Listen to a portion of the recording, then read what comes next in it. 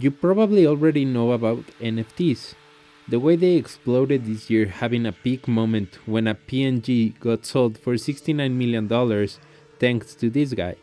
But I believe we haven't even scratched the surface of what society can do with well planned NFTs.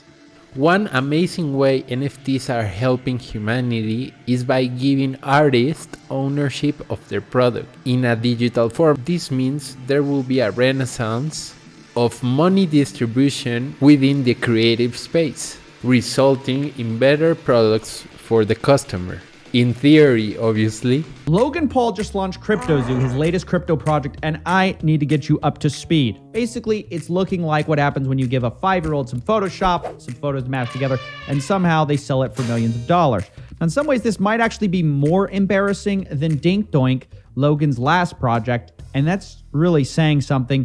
But NFTs could be an amazing way to have absolute ownership of assets. Let me explain. If you own a car or a house, there's a paper record guarded by the country you live in. But these contracts are easily manipulated. There are thousands of cases in which people submit fake documents to the government and steal your property. By owning these assets via NFT inside the blockchain, they will be untouchable by governments or scammers. Not even hackers could tamper with the blockchain.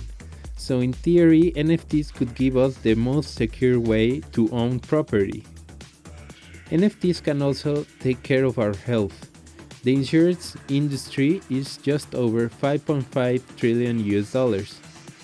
But you often have to pay first with your credit card at the hospital. Then go through long and tedious paperwork with the insurance to convince them to pay you back. Wouldn't it be nice that as soon as you enter the hospital, you are identified to own the insurance NFT, and in that way, everything you need at that time could be automatically paid for?